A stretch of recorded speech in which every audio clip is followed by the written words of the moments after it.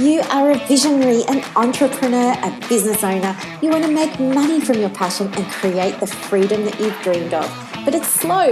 The income is slow, the impact is slow, and the freedom is slow. And here's the kicker. You've actually never been busier. You're working longer than ever, burning through daylight, and your family have forgotten who you are. You're tired and frustrated and you can't even sleep well at night. The business just feels so heavy, and all you ever wanted to do was just make the money you want to make doing the things that you want to do. And that's where I come in.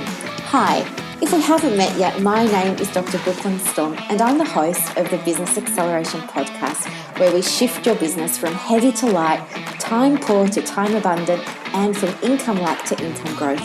We're going to achieve it together with my 20 years experience as a psychologist, helping people just like you to break through their barriers. And we're going to throw in a little of the woo as well. So thank you so much for pushing play today. Let's begin. Welcome to another episode of the Business Acceleration Podcast. And I am so pleased to introduce you to Chantal Girardi. Did I pronounce that correctly? Yes, you did. Oh, good. So Chantal and I have connected on Facebook, and she is a Facebook strategist. And I'm really pleased because she's going to be able to share with us today a little bit about her journey through starting her business and how she got into Facebook ads and where her business is heading over the next little while, what her plans are for the future as well. And of course, how she keeps everything in alignment. So Chantal, could you tell us a little bit about who you help and how you help them? Yeah, thank you. Yes, well, I empower business owners with the skills and strategy to successfully manage their own Facebook to generate a result. So many business owners are completely overwhelmed with this new era of using Facebook in their business. And many of them are startups, or they don't have a marketing budget, or alternatively, they have staff in place. They just don't have a strategy in order to implement Facebook. And they want control over it. They don't have the marketing budget to outsource it to someone else. So I have the pleasure of getting to motivate and inspire them and to give them the power to be able to do it. So not to generate friends, but actually to generate paying customers. Okay. And I can't ignore this. You had a really great elevator pitch right there. And I would love to hear it again because you did that so succinctly. I was really inspired by it. Can you say it again? About who you help and how you help them? Sure. I empower business owners with the skills and strategy to successfully manage their Facebook profiles to generate clients and grow their business. So if you're stressed and overwhelmed and you've got no marketing budget, I can help you to get clients and grow your business using the free capabilities of Facebook. I mean, this sounds really exciting. How did you start this business? Out of pure necessity. So 11 years ago, I went to South Africa to Australia. I had twins that were 4 years old and my baby was 1 year old. And we moved here. My husband at the time, he got a job transfer. So we came here and he was working and I was looking after the kids. And he actually got made redundant twice in the time that we were here. So there was always the threat that potentially we could go back to South Africa. And I did what any good person does. I started playing on Facebook. But what I realized was that whilst being on Facebook, I realized that I could increase my personal branding, grow my business and get more exposure. Because when I moved here, I didn't know anyone. Nobody knew me. And I was a personal trainer. And there, I don't know if you know about the Gold Coast, but there's like a personal trainer on every corner on the Gold Coast. So, and I wasn't a sports model. I wasn't a supermodel. I wasn't a professional athlete. So nobody knew me. And with this little tribe of children running around, it was very difficult to go around and to try and meet people. And with not having no startup capital or no marketing budget. So I basically taught myself Facebook and I grew my business from doing that. So, okay, you had me at no marketing budget. Is it possible, really, to build brand awareness without having a huge marketing budget? Because I think this is one of the challenges that a lot of women in business experience when they're first starting up. It's kind of like, I need the clients to get the money so that I can do Facebook advertising. And then it's like, well, I need to do the Facebook advertising so that I get the bookings, I get the clients in my diary. So I think sometimes we feel a little bit lost and not sure really where to start. Yeah, I can tell you now that I've worked with over, I think we're on 200 now, over 200 business owners worldwide, and many of them, I'd say 90% of them, are not using Facebook advertising. So there's only a small portion that are actually using advertising. And I'm actually starting to think that Facebook advertising is becoming a gambling addiction for people, and that they want to throw money at it out of desperation as a quick fix or a band-aid. But when you actually explore the full capabilities of Facebook, the free full capabilities of Facebook, and if you establish a solid Facebook foundation, and if you know what it is if you know what to do to actually get a result, you can do all of that for free, because you don't have to pay to use your personal profile on Facebook. So if you do it strategically, and if you do it genuinely and authentically and not spammy, then you can actually build your personal branding and business branding. And yeah, as I said, we're getting some really, really good results. Wow.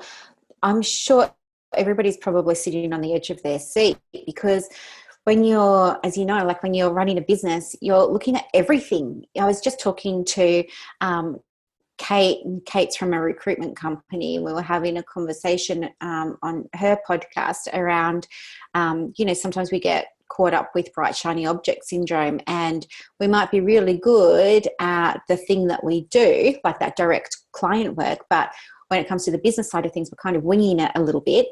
And that means that because we don't know what we're meant to be doing, we look to perhaps social media. Well, no, I looked to social media, and I was seeking advice from people online, and everybody was saying, oh, you're not going to build your business without Facebook ads, and I thought, really? Okay, well then that's what I'm going to have to do. And I didn't know anything about Facebook ads, and I got caught up. I got really swept up in it, and it was a mind game almost, because then I believed that I wasn't going to grow my business without ads. And then it was strange, because I would sort of step out of that space, and then I'll be like, no, I'm going to do it all organically. I'm not going to throw money at ads. And so I'd settle into that space, and then back would come the fear, I guess, of not having clients, or the fear of not being visible, or the fear of not having engagement in my content. And so then, boom, I'd be back to, and it's such a hamster wheel. It's so exhausting. And to throw money at Facebook ads and not get results, and when you don't have the money coming in, it's depressing. Very.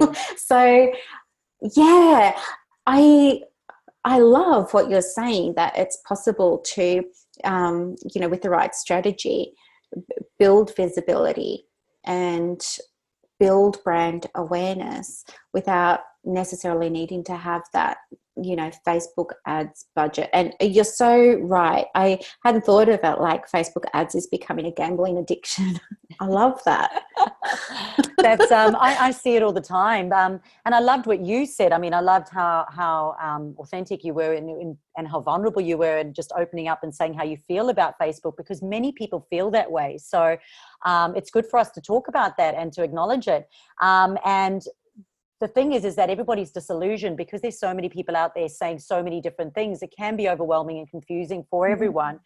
And it does become a time waster, because if we don't know what we're doing, we just go on and we scroll, and I call it spitting. We just kind of spit all over the platform and hope something's going to work. And then when it doesn't, we get upset. So it's this massive roller coaster ride of, it doesn't work, and so I'm just going to try this, and I'm just going to do that. And because we don't quite know what we're doing, and we don't have a strategy, we don't have an action plan, it does take time, it is stressful, and it doesn't work. It just doesn't work. But it can work. It can work. It's about sitting down and working out I talk about the 8 fundamentals of Facebook. And once you've got those 8 fundamentals of Facebook nailed, that's the starting point. And no one should even look at Facebook advertising before they get that foundational part in place. And what we also need to understand as well, that Facebook is a business, and Facebook advertising is how they make their money. So they are going to tempt us. So. Yeah, absolutely. And, I think that was all really highlighted. When was it? About 12 months or 18 months ago, when all of a sudden the organic reach for the business pages, which is sometimes called fan pages, was slashed. And then it became, nobody was looking at anybody's fan pages or business pages. There was no reach. There was no engagement. There was no traction. It's still super hard. And the pages that get a lot of the pages that do get the engagement and the visibility are running ads. So, yeah, it is designed as a business. Facebook is a business. Yeah, you're right. So for me, it's not a case of... Yeah, for sure. For me, it's not about how much engagement you're getting or how many fans you have on your page, because for me, that's very sort of ego driven. And recently I had somebody say to me, oh, you don't get a lot of engagement and you don't get a lot of, you've only got I've almost got almost 2,000 people on my page and none of them are bought. And I go, well, it's not a popularity contest for me. That's what I'm not interested in. A lot of the time, the people that are engaging are not your actual clients. They may be cheerleaders, they may be your supporters, they might like what you say, but they may not necessarily buy from you. What I'm more concerned about, and you can't often see this on a page, how many inquiries are you actually getting? How many phone calls are you getting? How many potential clients or leads are you generating? So that to me is what my focus is on. And you can't always see that when you look at someone else's page. And that's what I focus on. So, at the end of the day, Facebook, it's a social media platform, which means it's social. So it's all about relationships. So if you know how to use it to build your relationship with people online, to get them to know, like, and trust you. And if you know how to do that, if you know how to network online, if you know how to not be spammy and to do things and follow the right Facebook etiquette, you can generate huge amounts of opportunities. So on that then, what do you think are some of the mistakes that we're making?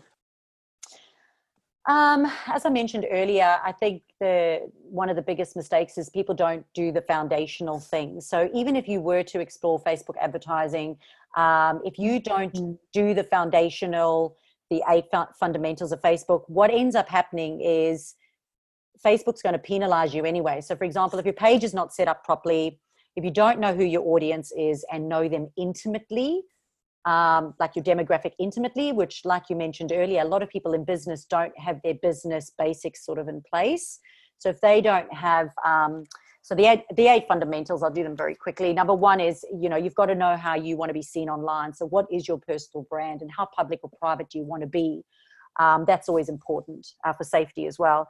Number 2, you want to make sure you know your clients, their fears, their needs, their wants, their aspirations. And it's so that we can communicate to them, because whatever they're interested in, we have to show interest in, because that's how a relationship is. So for example, if you went on a date with somebody, and we've all been on this date, and the guy in front of you goes, me, me, me, me, me, me, me, me, me, me, me, me, me, me, then, he's not going to get a second date. And it's exactly the same on Facebook. So we have to know our ideal client intimately, which means we've got to get to know them. It's twofold. We're not just going to go and talk about us, but we actually want to go and talk about their interests as well. Number 3 is we want to look at at our competition, because if our competition online, we have to see what it is that they're doing. So not so we can copy them, but so that we can stand out and show them why we are different and why they should choose us over somebody else. And number 4 is having consistent branding and key messaging. So the words that come out of our mouth, and you mentioned it earlier, that little pitch that I've kind of got going on at the front, I do that everywhere. And, you know, I get a lot of objection from it, believe it or not. A lot of people go, oh, you use the same thing. And I go, no, well, you know, it becomes memorable. And I've come up with 1 or 2 sentences that are clear and they're not fluffy. And it says exactly what it is that I do. And we have to be able to effectively communicate that through our words, because when we meet people in the flesh and in the person, they can see our face and they can see our gestures, and they can kind of, and they can ask questions and have a sense of how we are. But when we're online and we're writing, we need people to stop scrolling, and we need them to read it and understand us. So we have to have those key messages, those consistent key messages. And when it comes to Facebook ads, that becomes even more important. Number 5 is having that strategy. So we have to start with the end in mind, and the end in mind has to be money. It just has to be, because at the end of the day, energy in is energy out. So if it's not translating to money, it's not working. If it's just translating to clicks or engagements or likes, or, you know, it's still not translating to money, it's not working. The strategy needs to change. So you have to have that that nurture sequence, that nurture journey that you're taking your people on Facebook on, so that at the end you can get a yes from them. And then number 6 is, do you want to ask a question while we're there? No, you go. Okay. You go. No, I'm so excited. Yeah, this is gold. So number 6 is all the R's. So we want to review our work. So, you know, it comes down to that strategy. Is it working? Is it not working? So you've got to go into your insights and review what is working, what posts are working, what time of the day is working, who's engaging. So review what you're doing. The other R is you want to respond. So many people go and they go and put content out there, and then when they actually do get a conversation going, they don't say anything, they don't respond. And you could imagine if you were having a date with somebody and you were talking and they responded and then you didn't respond to them, you wouldn't get a second date. So it's the same thing. The other R's is you've got to be able to recognize recommendations or referrals on Facebook. So if somebody tags you, if somebody's giving you a lead, you actually have to know what to do with that lead, how to pitch, how to get that person on Facebook and have that conversation with them. And then the other R is recommendations. So making sure that you are getting recommendations and repurposing those recommendations, because people want to hear from other people who've used your services how you are. They don't just want to hear it from you.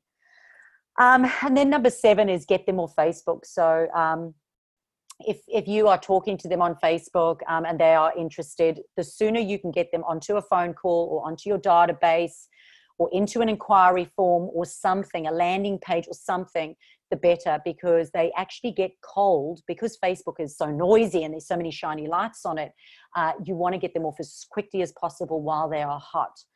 So get them on Facebook. And number 8 is you have to have a professional online profile. So you've got to understand your privacy settings. You've got to make sure you've got no dodgy photos from, 3 years ago when you were pole dancing.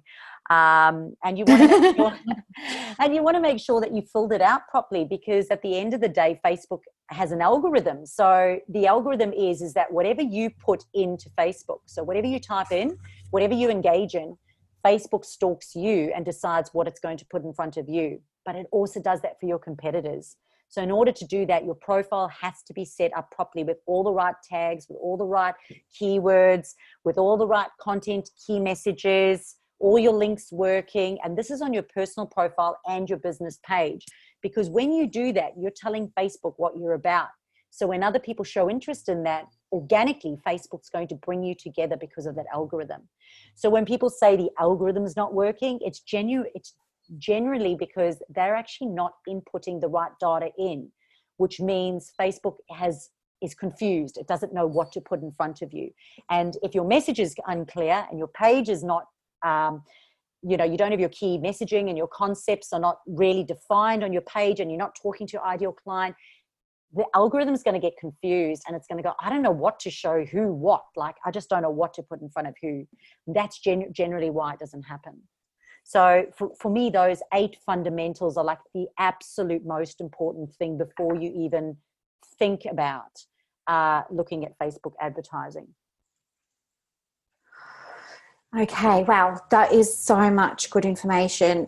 And it's prompted me, as you're talking, I'm thinking about my personal profile. And I've always used my personal profile for my business, and I've never had any issue doing that. Though I know in the helping profession and in my industry there are a lot of women who are a little bit nervous about what they share publicly.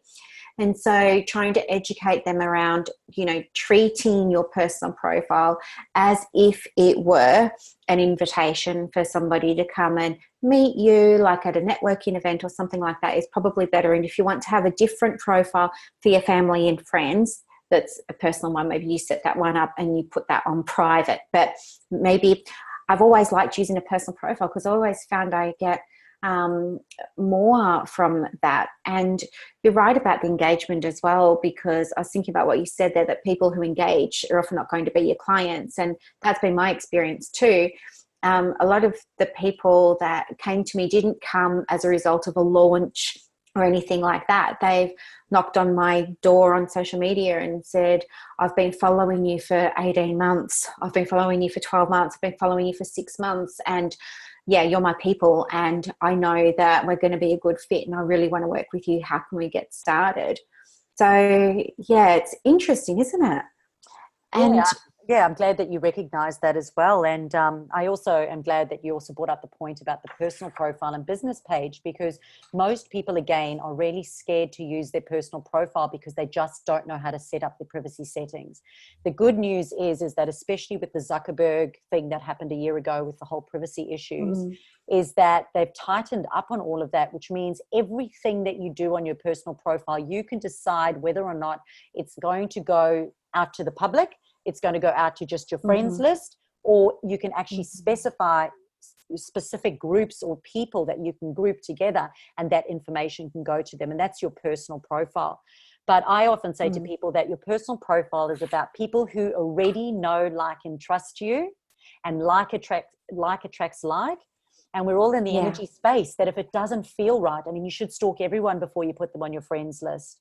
And if it doesn't feel right, then don't put them on your friends list. So, you know, trust your energy and your feelings about it, but obviously do your due diligence and have a stalk as well. And then, yeah, just explore those privacy settings so that you are comfortable with everything. that's really relevant what you just said there, because I haven't been stalking. I don't think many of us do. When you get a friend request, I think to myself, it's only lately I've been even clicking on their profile to see, you know, I was just like, oh, sure, we can be friends. And I've connected with all of these people that we never have any engagement or anything like that. And I don't even know who they are or where they're from. I was just not thinking about it, and I was just accepting friend requests. It's only really been the last few months I've started to click on their profiles and make a decision, do I want to add this person or not? And the other thing was too, that all came about because I had started just, you know, saying, oh, sure, you can come in, and yeah, you can be my friend. And then I was getting pitched to in my private messages, which is straight away within moments of accepting the friend request and thinking I was just like being hospitable. I didn't have my business head on. And I let them into my house, so to speak, and then they would just start selling me a vacuum cleaner. I'm like, what are you doing? You don't even know me yet. You don't even know if I need a vacuum cleaner.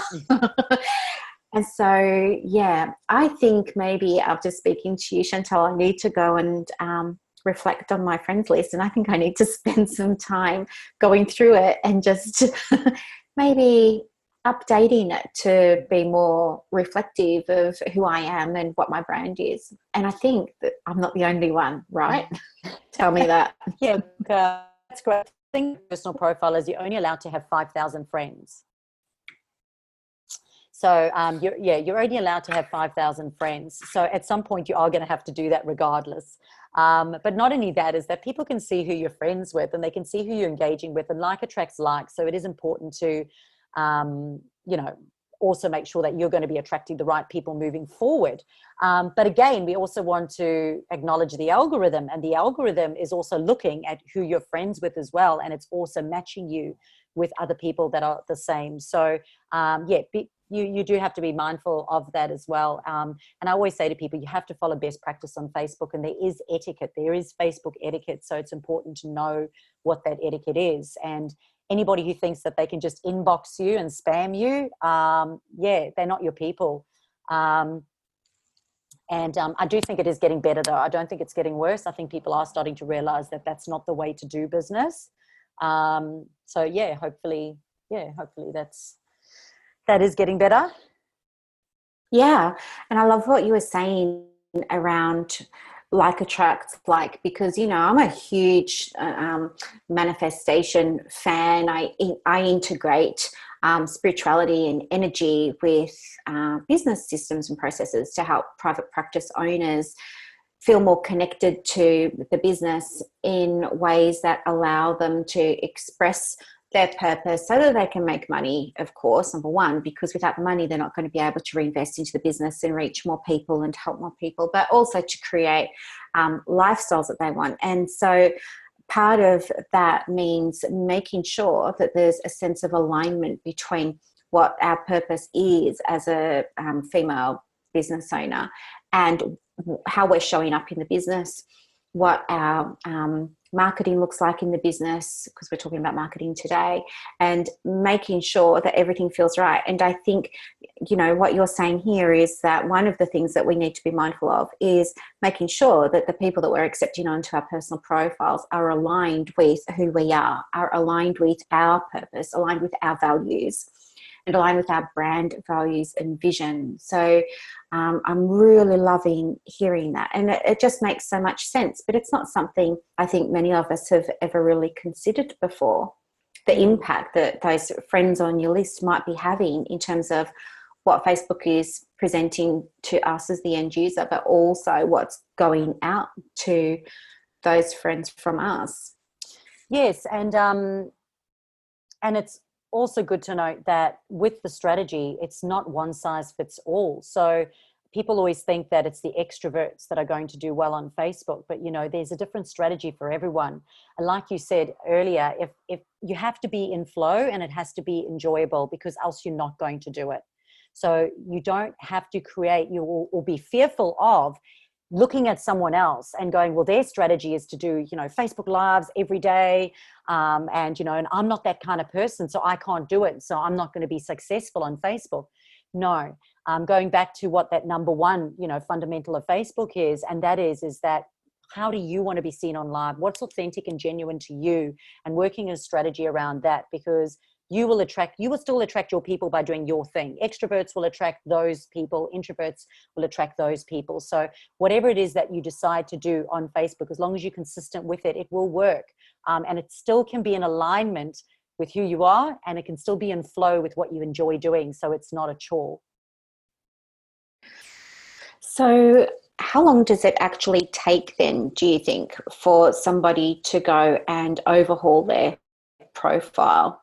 Is this something that, Look, it depends on everybody's experience. Everyone's at different levels. So we're all at different levels of understanding, and then we're also different levels of use. Some people have been on there, you know, fumbling for a certain amount of time. Some people have got completely dead pages, so sometimes it's better just to end it. Others have got pages where they've got sort of a good foundation, so you can kind of revamp it and get it up and running. The good news is that whenever you do decide to now start working on it, as long as you have sort of a plan in place and you're doing it with some forethought, it can start to generate clients quite easily. We've had, if you go look at my reviews on my Facebook page, there's some people that have, while we've been in the middle of a consult, they actually already got a phone call or got a lead through Facebook. But then there's others that takes a bit longer because, you know, their packages might cost a bit more. Their process might still need to be tweaked a little bit. The whole, you know, the funnel or the journey needs some streamlining. So it really does depend where they are sort of in what it is that they're doing and what they're hoping to achieve in the long term. Okay. This has been so interesting. I'm just having a look at my notes because you said so much and it was really, really helpful. And I'm sure there are women that are saying, Brooklyn, ask this question. So I'm just having a quick look. Yes, around responding to comments that people are making on your posts. I think this is something that sometimes we struggle with as well because we're not really sure what to say. How does somebody keep a conversation going? Or is there a strategy around having those conversations? I mean, sometimes people write really thoughtful, lengthy responses to some of our posts. And I think sometimes we can struggle to think, what's an appropriate response, and how do I keep this conversation going? Do I do it here in the public space, or do I do it over in a private message? And does that conversation have to, because I've never thought of what you're talking about in terms of having a strategy for my personal profiles. And I'm thinking in future, when I'm having conversations with people on my Facebook profile, will it need to be within that strategy? I've answered my question. No. Well, look, I can elaborate on it in that, again, when it comes to creating content, we have to do it with some foresight as what is our expected outcome. So if we're putting content onto the page, what are we hoping to achieve? Is it to get engagement? Are we asking for people's feedback? And remember that if we are asking for people to engage and to give us their feedback, we also have to be respectful, acknowledge, and respond to it as well. If it's something that will benefit the public, then I would respond publicly on that page so that everybody would benefit from it. If it is negative, I'll try to get those people off Facebook straight away and say, look, I'd love to keep this off of Facebook, so I'm happy, book a call or whatever, and then just get ready to block that person as well. So it is important to obviously know how to do that very quickly. Block people through private messages, personal profile, and business page, because it is different. And then also having a sort of strategy around that as well. I call it a crisis management or reputation strategy in place, where you may even wish to turn off your reviews while that person is upset at that time, so they can't damage your page. But if somebody is wanting to just give their feedback, that's fine. But if somebody is, because giving feedback's one thing, some people just love to have their say, but they're never going to use you as a client. However, if somebody actually is interested in being a client, then as I said, the strategy needs to be book them into a call. Let's have a conversation. Let's have a chat about that, because I'd love to hear more about you. So make it about them. And that's generally with that discovery call as well, is just letting them know that the call is about them. It's not about you pitching to them. It's about you getting to know them and seeing if there's a fit for both of you.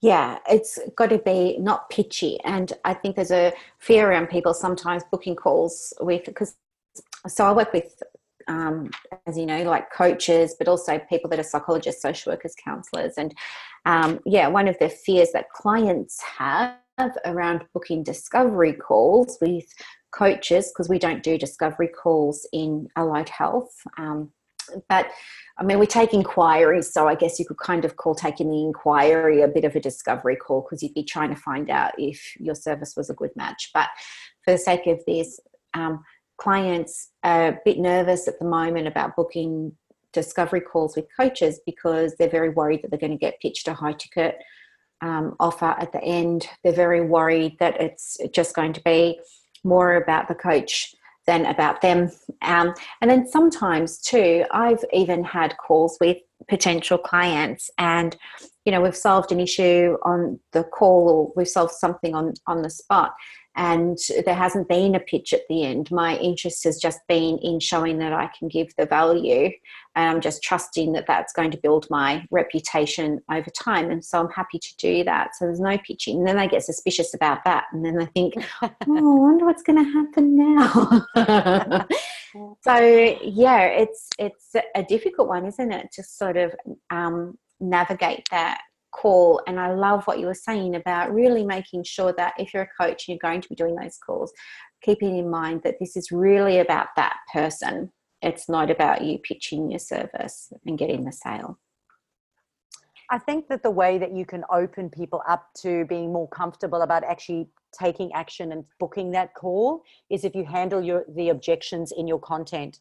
So if in your content on your Facebook page, you are, and I talk about touching people in multiple places through your content, then you handling all those objections. So by the time they get to the call, they actually kind of know what it is that you're going to be doing with them. They kind of already know what your services and packages are. They already know the problem that you solve. They already know your story and, why you do what you do.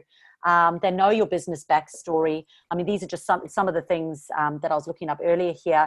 I call it, how do you get a yes from your client? And you've got to get a yes from them from your content, usually before they'll pick up the phone and then give you a yes to actually buy from you or use your services.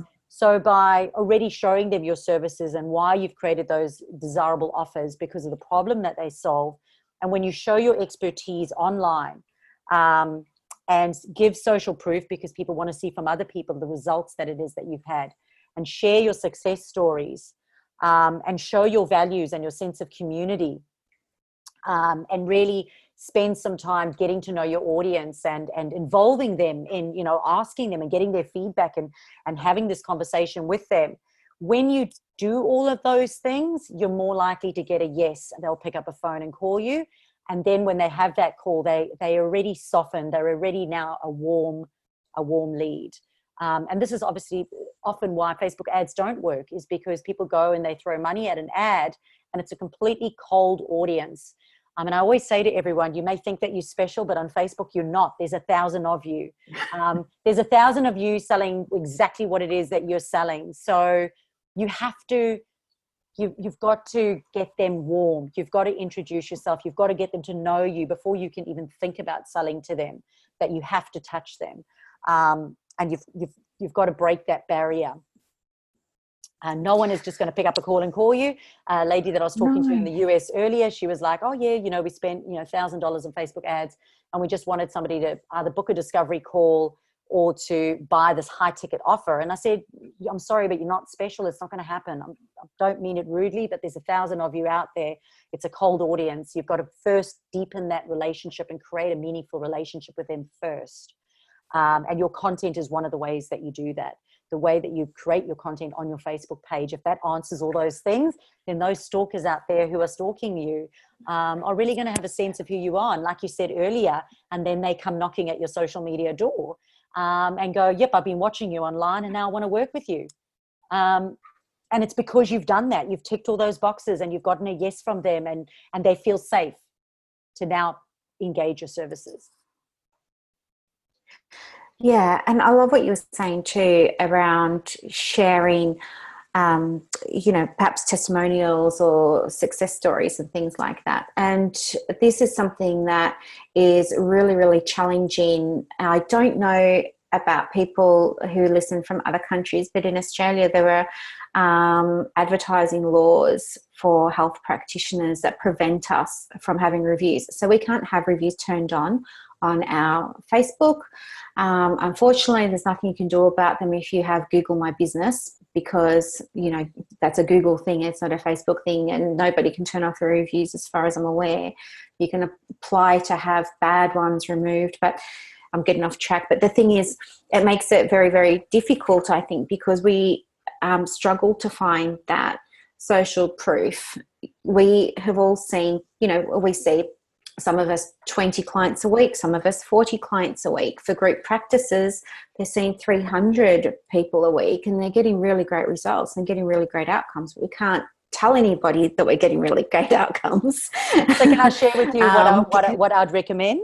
Yes. Can I recommend something to you for your audience? So a couple of things you can do. If you do have the Google My Business, you can actually take sort of a screenshot of that in Google My Business and then create that as a post on your Facebook page, just to show that someone else has done it. So just a, you know, picture of it, remembering that you still want to tell the story above that image as well, and say something along the lines, it was great working with this person. We got great results. They left us Google My Business review. And then it's the same with LinkedIn. If they've lit LinkedIn ones or anywhere else, you can repurpose those. Another way to do it is if you have a website, you can actually take written testimonials, put it into the website, and it looks quite fancy. So you can screenshot those as well and put those onto Facebook as well and tell the story. You are allowed to tell stories. So for you to go on and actually tell a client's story and saying it was really great working with this client today, we've helped them to achieve this and overcome that. You are allowed to, you're not allowed to make promises, but you are allowed to tell a story of what you've achieved. So you can do that. One of the most effective ways of doing it is to actually interview your clients, and by doing it in a Facebook Live if you're comfortable with it.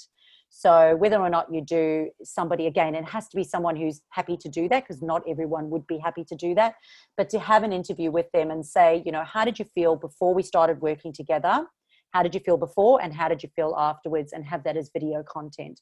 That is a great way to work around that, because people like to see directly from other people what is working or not working. And I know I started a monthly show, which I call the show, Chantel's Show and Tell.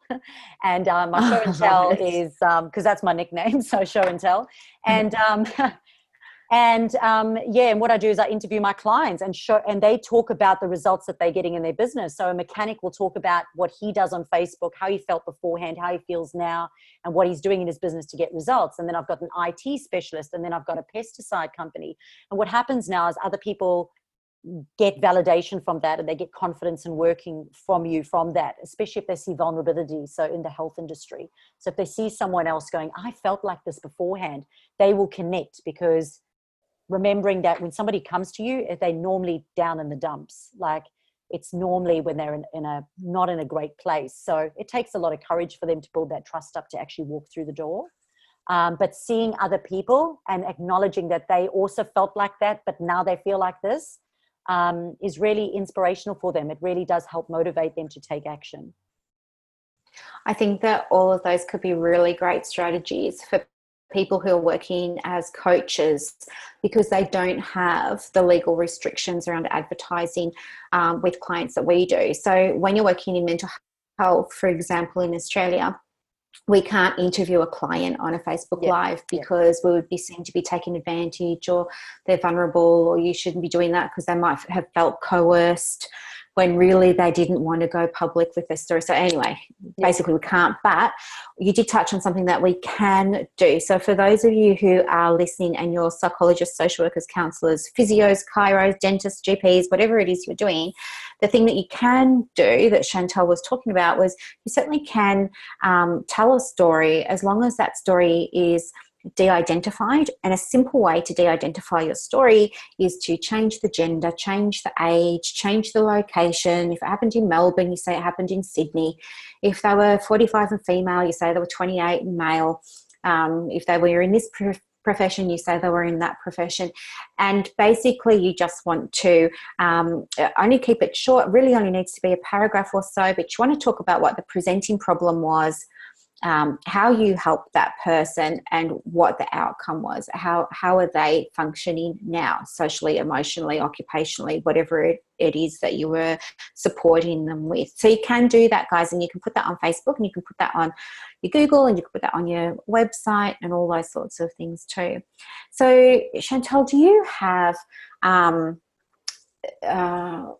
I was going to say like a lead magnet or something like that, that our audience might be able to download or get on your email list so that they can receive more tips and useful information from you? So on my website, which is www.chantelgerardi, and you'll have to get the spelling for that, chantelgerardi.com.au. On the website, there is we've got two at the moment. We've just done the 2020 content calendar. So if you actually go onto the website, you can download that 2020 content calendar. So it'll just help you fill in the gaps with your content on Facebook or any social media platform. But we've also have an ebook, which is called 21 Content Ideas That Outsmart the Algorithm. And included in that ebook is also those 8 fundamentals. So if you didn't have a pen and paper, didn't write those down, those 8 fundamentals are also in that ebook. So if you jump onto the website and scroll down to the very bottom, you'll notice the ebook there, and you can subscribe there. We also do send out relevant information all the time, blogs all the time.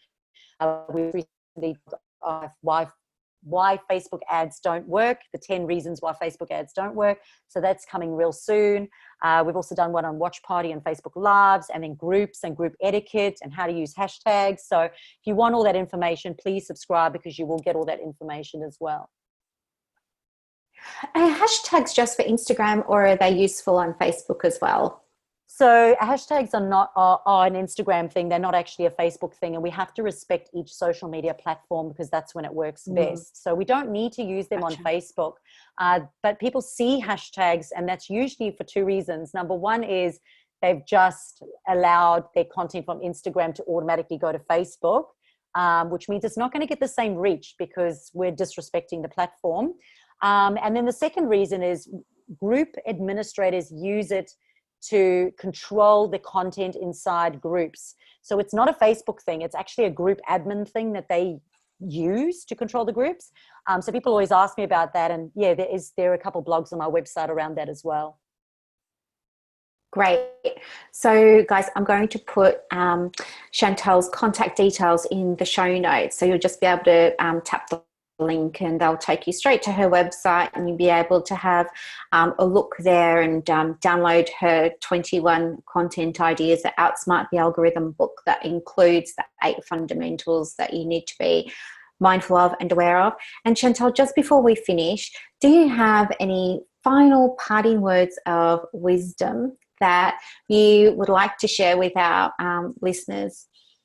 Yes, I would love to put you on the spot.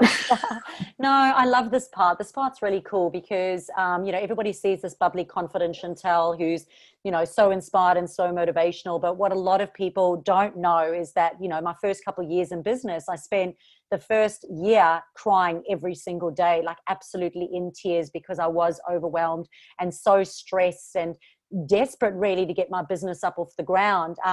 So my parting words are for people to know that we're all human, to invest in yourself, and get support, reach out, connect with like-minded people, and don't struggle on your own, because it's as soon as I did that, it took everything to the next level for me. So, and I want all of that for you too. Well, thank you so much for being on the show. And guys, if you have any questions, feel free to email me. The email's in the show notes, and we can absolutely have Chantel back on, and maybe she can do, if you're up for it, I'm just throwing you under the bus here, Chantel, but if you're up for it, maybe we could do like a listener question and answer, and you could perhaps go through some of the questions that come through. Fantastic. Would love to. But thank you so much. Thank you so much for being on the show. Really appreciate you giving us your time today. Thank you. Thank you so much for listening today. I really hope that you enjoyed it and got a lot of value from it. Help me help others by sharing this podcast. And if you feel called to leave a review on Apple Podcasts, remember to let me know so that I can send you a very special thank you gift. Now go and build your dream business, and I will see you next time. Bye.